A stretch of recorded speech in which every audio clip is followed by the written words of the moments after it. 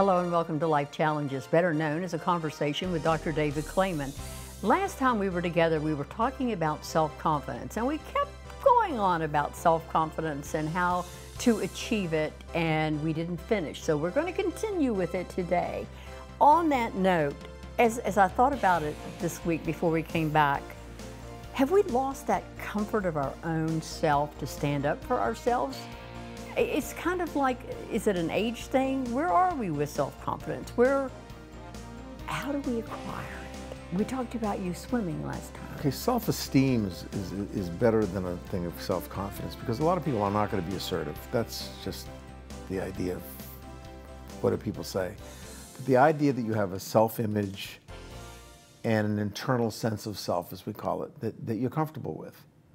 And what most people do, and I thought about this last week a little bit, last month, is that we see what we aren't, and a lot of times we don't, and this is leading to your narcissism part, because the narcissists never see what they're not. Right. Okay, so normal people generally grow up and they find that they have questions about where they fit. Now this starts with your parents. We didn't start with that yet last time. How your parents reinforce your behaviors subtly and overtly are really critical parts of your growing up.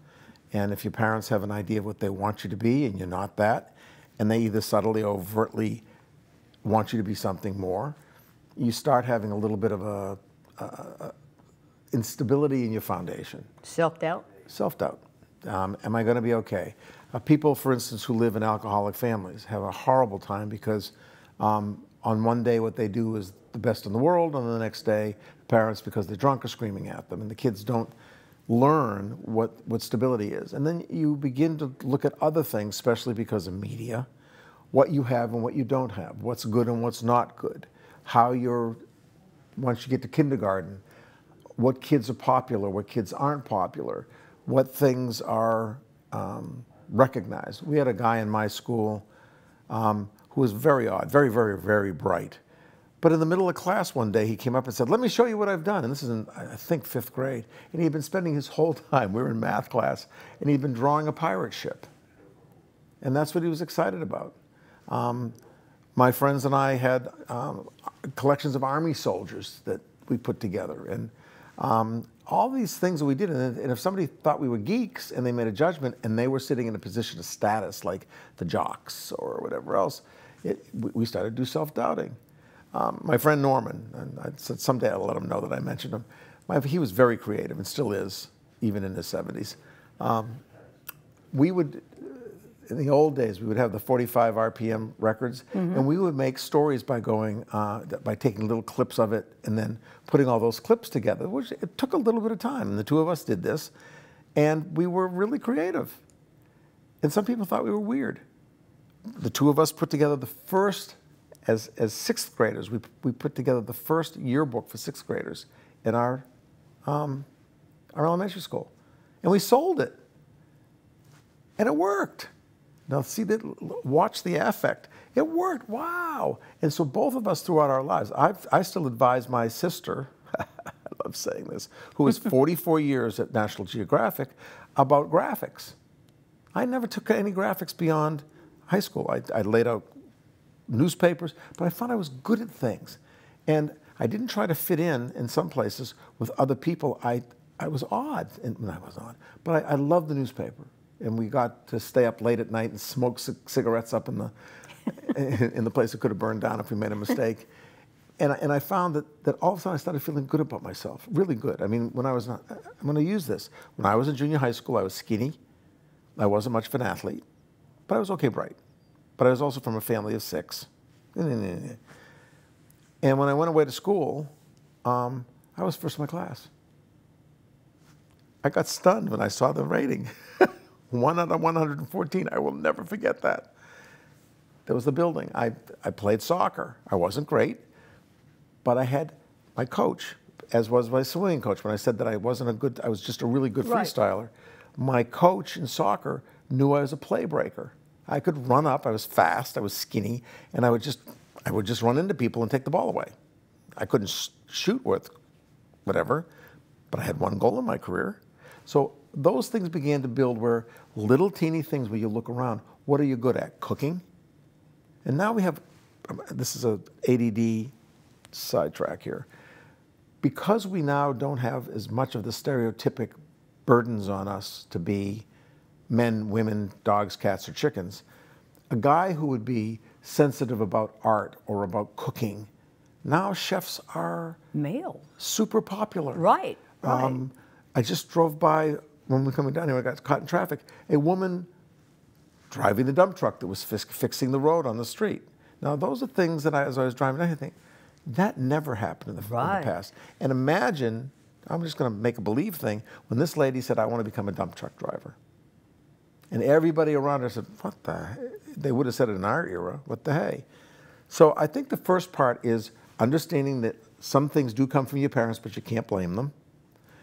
The big part is when you start to go to school and you have a whole bunch of different kind of inputs, and it still happens that way. When you've dressed a certain way all of your life, you go to school and you're not dressing like the other kids. When you have your own fantasy life of soldiers or Barbie dolls, whatever it is, and either you find a group that supports you or they say that it's weird.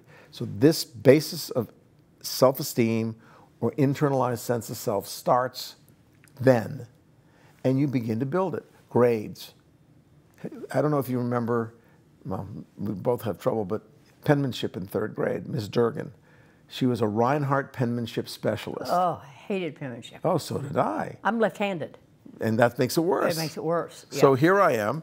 I think I was supposed to be a doctor because I couldn't read my own writing. But we had those little things where you had to do your letters inside, you know, within the lines. And Miss Durgan would come and make statements. Well, my sister, who was 2 years younger than I am, anal as she is a calligrapher. She was when she was in 3rd grade, 2 years behind me. She was wonderful. So she'd come home and say, guess what I got? And I was still struggling. We had math things. I'm giving I want everybody to go back and think of the places that they remember when they were really good when they were kids. And if you can't remember some of those, you're more normal than most people. So those narcissists that we started all the way out, somehow along the line, don't ever think about the things they do badly. They kind of blame other people for being out of, they really do have this ability to redefine the world. So for those of us that have grown normally, you then find what you're good at. And what I try to do when I was a therapist is start people off just looking at what they were good at, finding good things every day, taking a different perspective, and being willing to try, even though it may not work out well. Now, I did use the word failure. Did not use the word failure. You did not fail. You didn't know. You ever take software out of a box, put it in the computer and think it's going to work without reading the manual? There's nothing more challenging. So if you have some people are good at a breadth of things. Some people are so good at narrow focus stuff. But if they aren't comfortable with that, if you keep saying what you're not, which is a lot of people do, regular people, right, then you have a kind of mixed bag. If you know that you're good at painting or you're good at public speaking, when I gave my first public speaking talk, graduating from 9th grade, seminal moment in my life. It was about John Glenn, and I followed a guy, and this is crazy, named Miles Mazer, who played a piano thing. And my opening line in my thing was, "What a fireball." It wasn't about him, it was about John Glenn. I got introduced about talking about John Glenn, but everybody thought I was talking about Miles Mazer. But I gave the talk. Norman and I were 2 of the 4 speakers. I did well in college on speech. That's one thing I did do good. Go back to penmanship. I like the word challenge. When I would, because I came from the generation where left-handed was, oh, it was how you were, frowned upon, upon. And I had a teacher that whacked me with a ruler. I mean, I would make my zeros, I still make my zeros backwards. And but it challenged me to, my penmanship for many years, as I age, it's not as good, but my penmanship was excellent. Of course, it was left-handed style all the way up. Wrong slant, yeah. Yeah, there was no slant. It was straight, and it was perfect, and it would drive you crazy if you tried to read it. But I owed it to her because she kept whacking me with the ruler because she didn't like the fact that I made things backwards. In that is a really important thing. It's criticism. How do people respond to criticism? And depending on how it's delivered, Ms. Norling, 8th grade, was a BI. She was a real creep, and she really undermined my confidence. I became a journalism minor person. I didn't take journalism for the time, but I was a writer. I wrote editorials and all this stuff. And when I was having trouble, I could picture Miss Norling standing over me. And I even think of that when I'm doing my reports late at night. I hear her voice. That challenge again. Yeah, and so this is a really complicated topic, which is really simple. You build on your strengths. You recognize you can't be the best at everything. You can be good at a lot. You can be lousy at some things, but you can be really good at one or two things. And that's the starting of it, is you start off not looking at what you're bad at, but what you're good at, not being egotistical. There are some things I'm really, really good at. Give me a math problem, I suck. Right. Excuse me, but I suck. I had the same problem. Okay, and I'm working on a committee right now, and I am the chair. But luckily, I have two people who are so detailed and so anal that they're holding on to this model we're doing some recommendations to the legislature on. They are wonderful. So the part for me is I don't feel badly that I can't do it. I feel pretty good that somebody else is doing it, but I'm really good at what I do. And they rely on me to do that. So there's these pieces of us that then become interdependent. That we work together. We know that if we put a football team together or a soccer team together or whatever it is. You have to find that. I think I found my biggest strength is in organizing. Oh, you were wonderful. I can organize anything. But it took me a long time to figure out that's where my strength was. Yep. And college used to be a place where you had the time to figure out what your strength was until you took on your major, and then you were supposed to be in your major. I'm a decent student.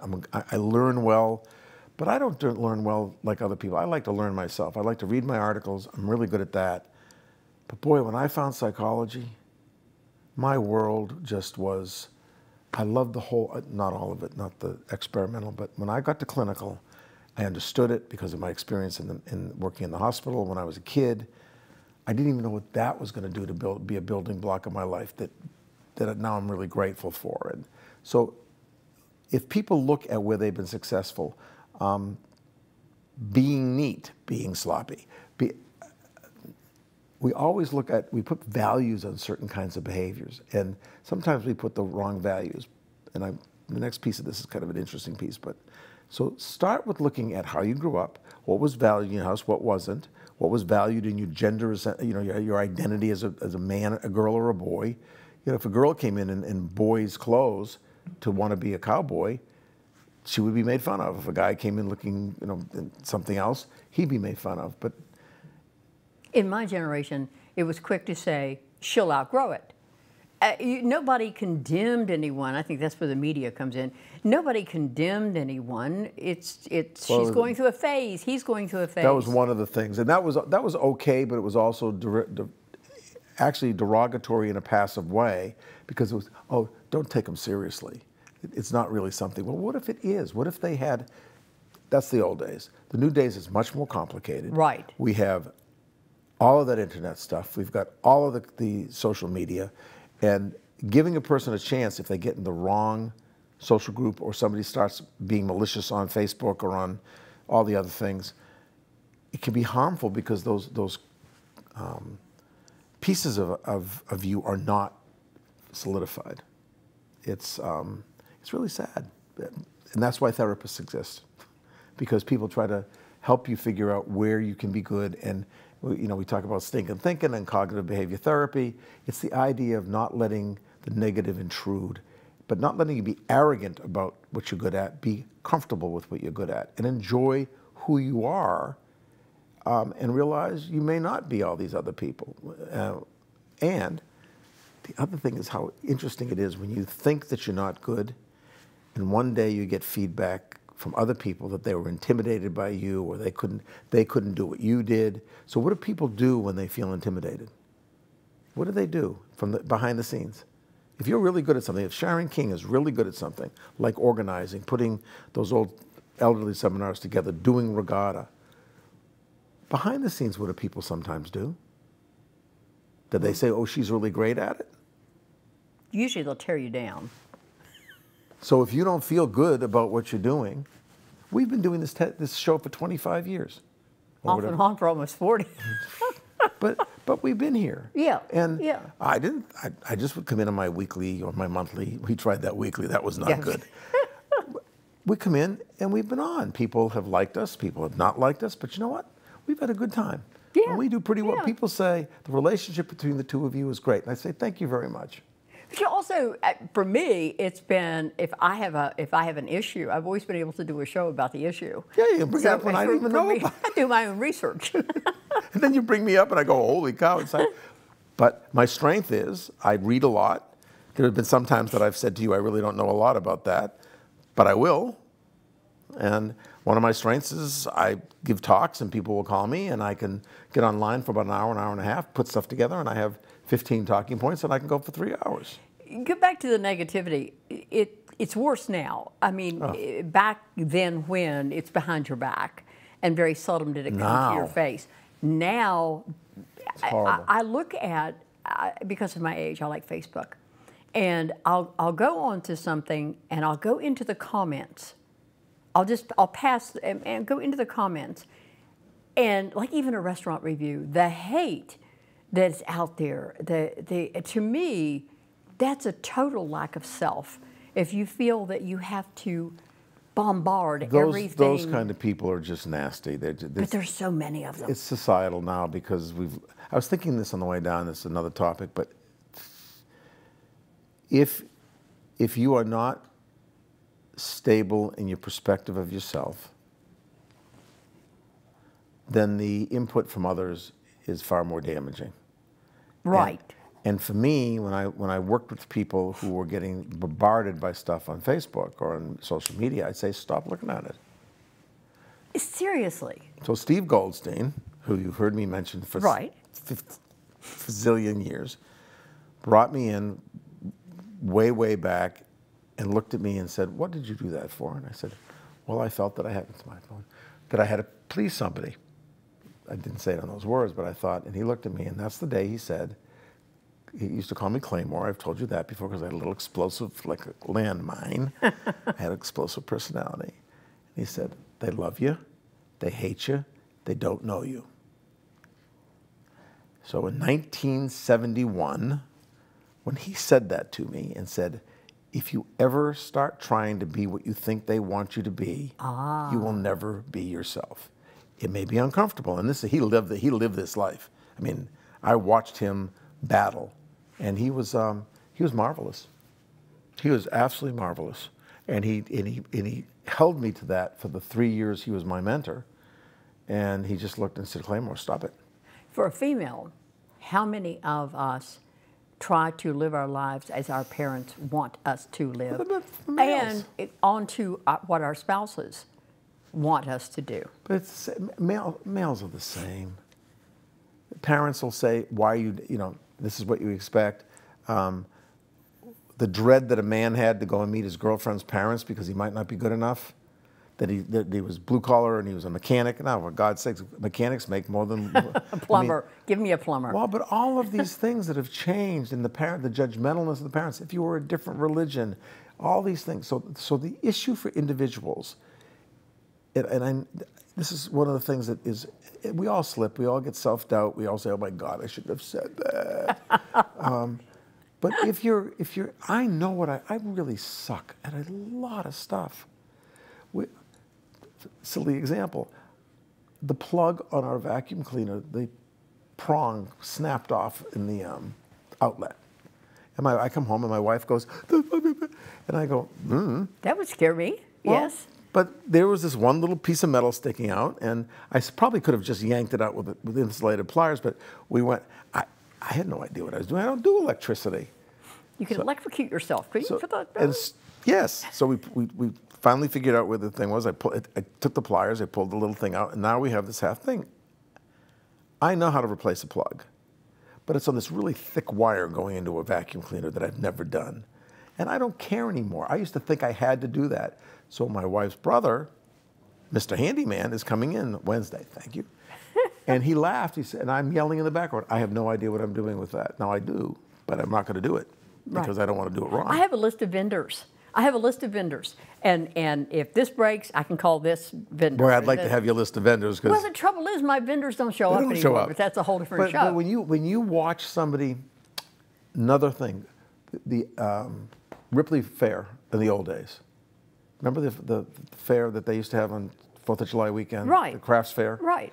I used to go up and walk through the wood, I think I might have mentioned this before, walk through the woodworking places where they have the cutting boards and all that. Right. And I used to look at and marvel at what they do. And for that moment, they were my hero. The guy, I don't know if I mentioned Ralph last week. Ralph, if you're listening, I've never forgot you. Ralph was a coal miner. He was not able to work underground. They moved him to the bathhouse and the lamp house. He was doing his job, good old boy, doing that. And one day he looked at me, and I had another guy too that said the same thing. He says, "Doc, why do you care about me? I'm just a coal miner that lives underground." And And I said, "Pat or Ralph, either." I said, "If I were underground, who would be the doctor?" And they went, "What do you mean?" I said, "What do I know about a long well? Right. I didn't even know what a shuttle car was when I came down here." Everybody in their own realm can feel good. That's why people kind of cluster with people the same. But what we do is when we cluster as tribal, we start making fun of people outside. That's what cliques are in high school. Right. And it prevents us from feeling comfortable. When Steve Goldstein looked at me as someone that I respected and I had to please as my major professor, he made a difference. So when I looked at Ralph or Pat or the people that I've known that have taught me about coal mining, I said, you're the chief. You're the guy that knows what, I'm an idiot when I get down there. The first time I went underground, one of them came back and said, "How was it?" I said, "No, I wasn't real comfortable going 2 miles into them." No. He says, "I do that every month, about a man trip and a shuttle car and all these kind of things that I never knew about." Who's the doctor in that place? Who should have confidence and feel good about themselves as long as I don't make fun of them and they don't make fun of me? Things are cool. I want to circle to something.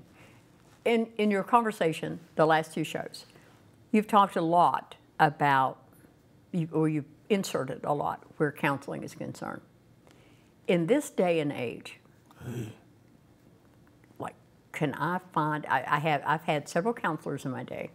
One's retired, one's dead. Can you find someone? Is it possible to find? Well, we have now counselors for every, I'm not making fun of this because it's a complex world and I think people need the assistance. There are 2 ways to look at it. One is counseling in general is trying to counter something negative because you're not feeling well. The growth-oriented people are generally now the coaches. People that are specifically trained from not because somebody's having significant horrible problems, but from the other side. You go in and you say, "Hey, I'd like to be something." And the coaches are positive-oriented. You're talking about life coaches. Life coaches, business coaches, executive coaches. Now, people used to laugh about them, but they are some that are really, really well-trained, and they can help you build on your strengths. Find out what they are, define them. You're not working to get rid of your negatives, to run away from your past. You're looking to move on, and their job is to kind of look at you and say, "So, who are you? What do you do? What are you good at?" And as soon as you get to that question and somebody goes, "I don't know," then they start. Let's start to take a look at what you've done in your life. Landscaping, mowing the lawns, sewing. And I'm not just, when I say sewing, and almost everybody says to women, but there's one, male tailors, the people in Europe that used to be the fashion designers. And so the quest for self-acceptance and the quest for an ability to deal with others, you have to internalize that.